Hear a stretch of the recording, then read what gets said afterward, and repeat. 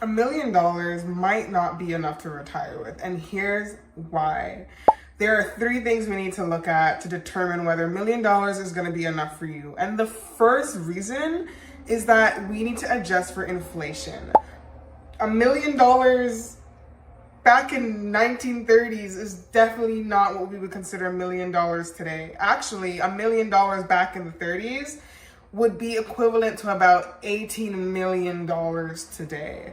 So when we talk about the $1 million dream or the $1 million income and everyone wants to be a millionaire, like this idea of making $1 million might not even be realistic. And I know in saying this, it actually might be very defeating, and it might actually make you feel like helpless. The idea that $1 million already feels unattainable to you, and now you're being told that $1 million might not even be enough. But with this information at hand, you can make better decisions as to determining whether $1 million actually might be enough. And if it's not, what you need to do in order to secure more money for your retirement and for your financial future. So, like I said, we're gonna look into an inflation calculator to prove my first point, right? I wanna look at what will $1 million today be in the next 30, 40 years. What would that look like? What is gonna be the equivalent of it in the next 30, 40 years? And if you don't understand what inflation is, inflation just means the rise in the price of goods and services over time. So as banks, as the Federal Reserve prints more money, the value of the dollar actually decreases. So the more we print, the less valuable that cash is in your hand. And so because of this, over time, that is what makes the money today worth less tomorrow. So you will be able to buy the same amount of things with $1 million today with $18 million in the next 30, 40 years. But we're gonna see what it looks like, okay? What the potential inflation adjusted retirement savings should be if you are someone that plans to retire in the next 30, 40 years, okay? And we also need to keep in mind that the inflation rate usually hovers between 2 to 3%. So that is something that you should keep in mind as you are saving, as you are investing, to make sure that your money is working for you, that your money is beating the rate of inflation. If not, when you have credit card debt, when you have any kind of liability or debt that is interest that you owe, that is going to be worse for you over time. That is eating into your ability to have profits and a net income. That is going to eat into your ability to save and to invest and to see interest work for you instead of against you. So we're going to go ahead and take a look at the calculator now. All right, so here is the calculator. You see, I put in $1 million in, let's say, 2024, because that is the year that I'm recording this. So if I had $1 million today, what is that $1 million gonna be worth in?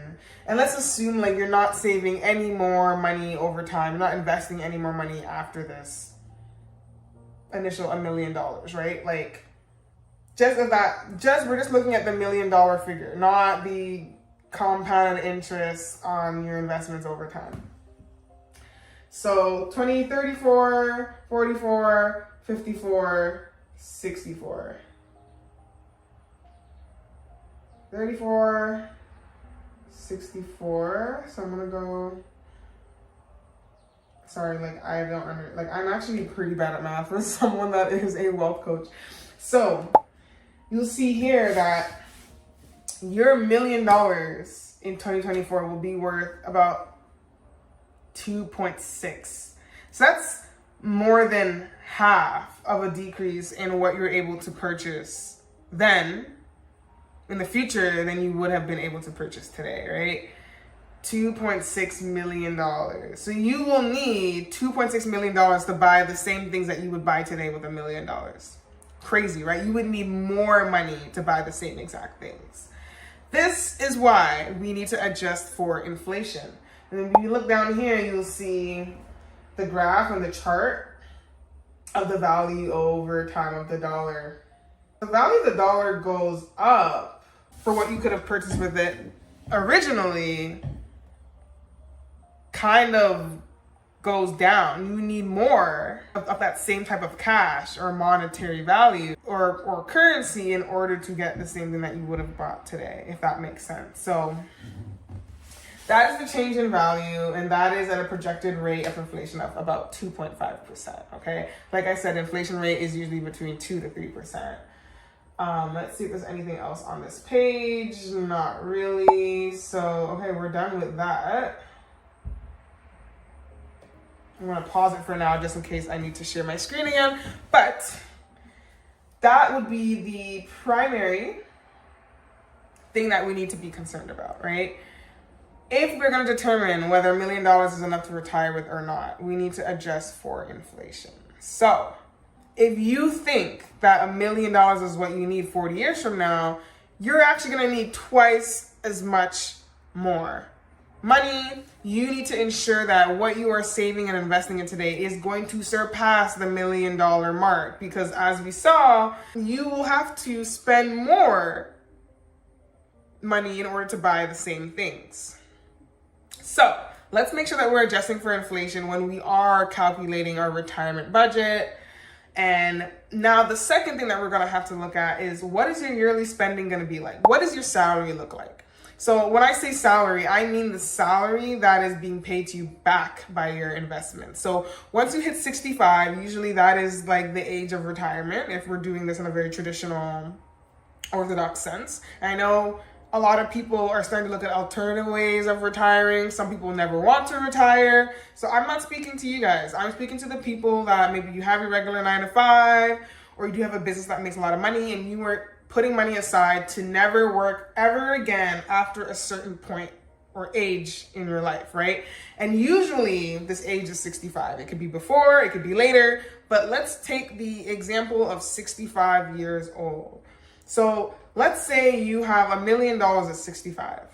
$1 million actually might be enough for you if your salary is relatively small, because remember, you have to make your investments last for the rest of your life. And you don't know how much longer you're gonna live once you hit 65. You can live for another 40 years, right? You can live for another maybe 20 years. You might just live for another 5 years. And sadly, none of us ever know when we're gonna meet our fate and when we're gonna die and pass away. But optimistically, I would say once you hit 65, you have at least another 20 years to go, right? So you wanna keep that in mind. If you have another 20 years to go, what are you going to be doing with that money? You don't want to get to a point where you use up all your investments and you still have 10 more years to live and you have no more income to live off of. So you have to really, even when you're quote unquote done working and you've spent years saving your money towards your retirement, your financial responsibility does not stop there. It's not like, okay, I've done all the hard work and now I just get to spend. You still have to budget, because you don't want to spend to the point where now you used up all your investments way too early, way too soon. We also want to remember that some people maybe want to leave a legacy behind. Some people want to leave money behind for their kids or grandkids. So you need to keep that into consideration too, that you're not going to use all of that investment money just for yourself. You might want to use that as a gift or an inheritance for the people that come after you. So you need to ask yourself these questions. What salary are you going to give yourself? Are you going to be spending $40,000 a year? Are you going to stick to that budget? Is that too small? Are you someone right now that is used to having 6 figures and living off of $100,000 a year? Then you might want to have that be a similar goal. So take into consideration, you're 65, you have $1 million in your investment account, your retirement account, and your yearly salary is $100,000. That's the salary you're going to give to yourself. That's how much you're going to take out of your investments once you hit 65, right? Once you hit 65, you're not taxed on anything anymore at this point, so you can just take money out freely. That money, theoretically, will only last you 10 years. $100,000 per year times 10 is $1 million. You still have another 20, maybe 30 years to go, another 10 years to go. What are you going to do? So if you are someone that is able to live off of a smaller disposable income, a smaller budget, if you know that you're probably not going to spend more than $20,000 a year on things for yourself or $50,000, then great. Just know that as you work towards building up your investments and your retirement fund.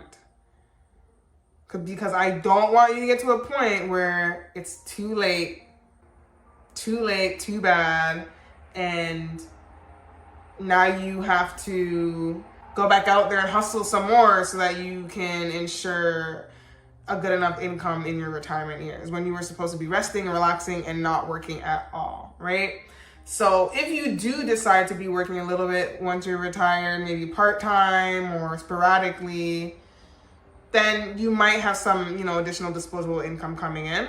But we are looking at a situation where you are never working again. You are going to completely live off of your savings, right? So definitely give yourself a salary. And I know we change, we evolve over time.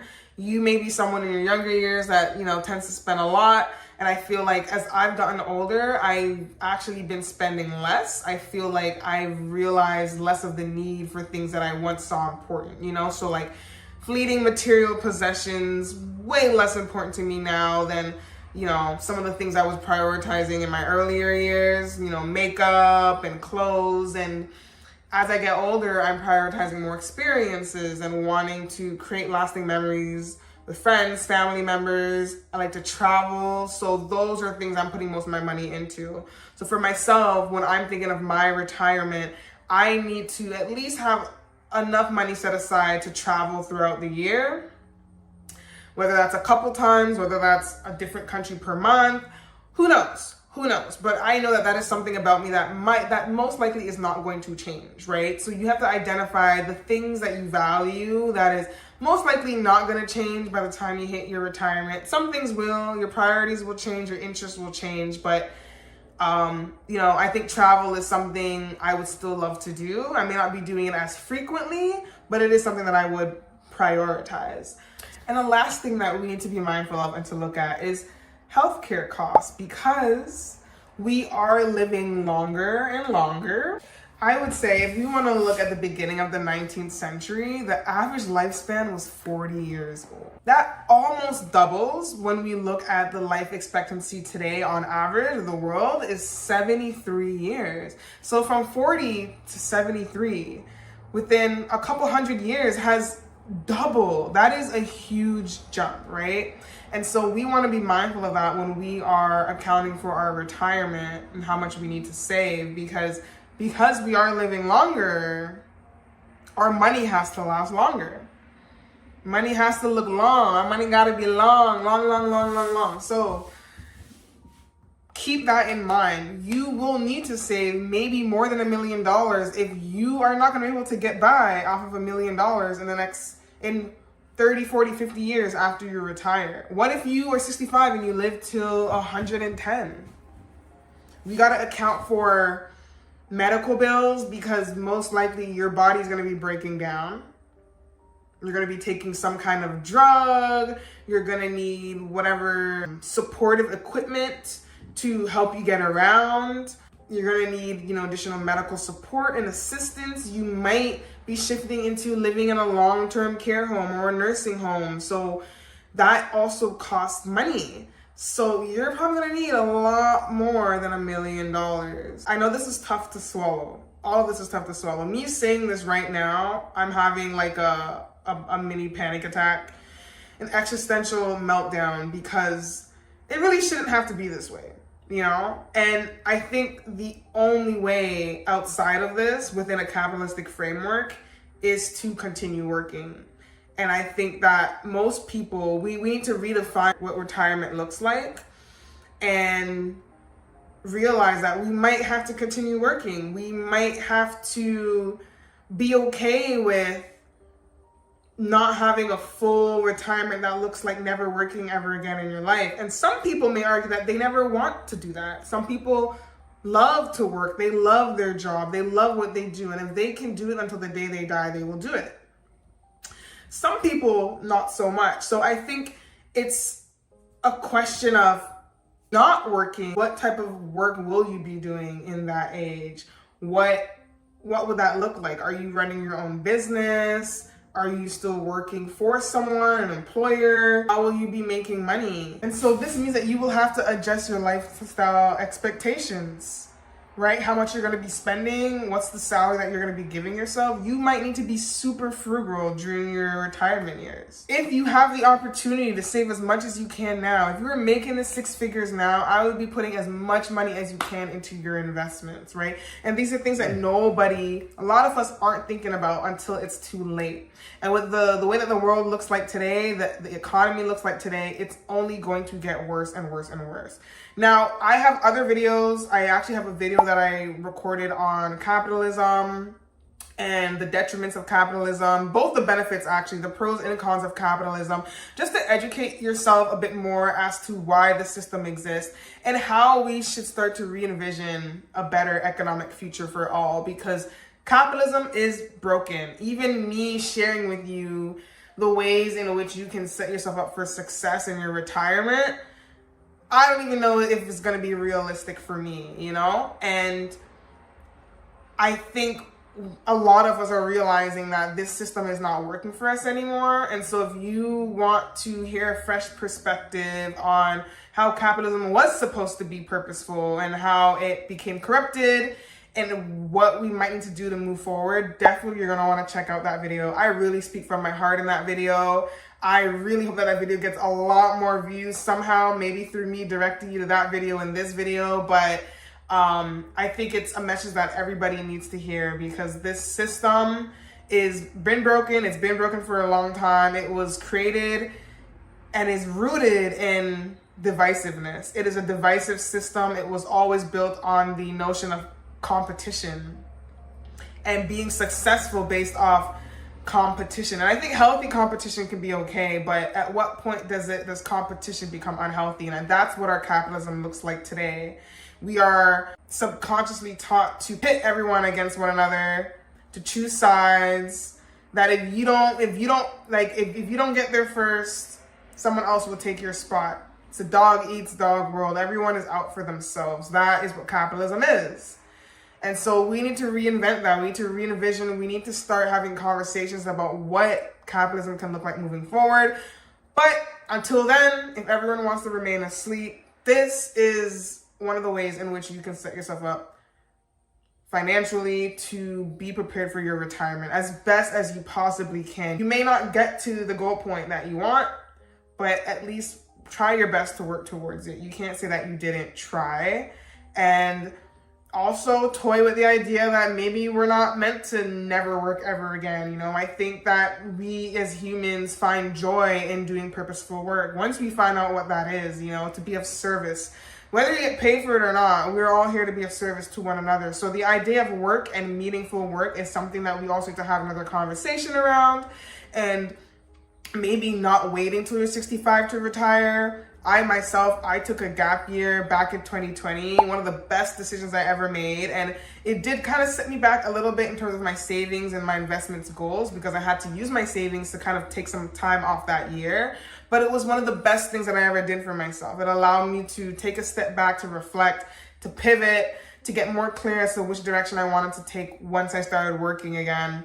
And it really just gave me that break and luxury, and being able to just wake up every morning and like not have to worry about going to work or what do I have to do today to serve some other bigger, greater purpose. Like it was a very selfish, in a good way, a very selfish experience in which I finally got to treat myself to doing all the things that I love and feel good to me, you know? So you don't have to wait until you're 65 to truly retire. You can take these momentous breaks, these sabbaticals throughout your life in which you pause and you take time for yourself. And then you can always jump back into the working game whenever you feel ready. So thank you for watching this video today. I hope that it was helpful. And if you need more help determining how much you need to save for your retirement, please email me or hop on a call. You can check out some of the resources down below and ways that you can work with me. I'm always here to help. And please share in the comments below, how do you feel about your retirement, saving for retirement? Have you already started to work towards your retirement? If not, does this video add a sense of urgency? Is this one of the worst videos you ever watched because now you feel helpless? Or do you feel inspired actually to take action and to also look at maybe reinventing the system, starting to have conversations around capitalism and realizing like this isn't working anymore. What can I do? What can we do? And that is the next best step to take, right? What can I do in my own life to educate others about this? And what can the world do? What can I ask of my government? What can I ask of my community to ensure that we all have a healthy, financially secure future for all, not just for ourselves? And if you like this video, don't forget to like and subscribe, and I'll see you in the next one. Bye.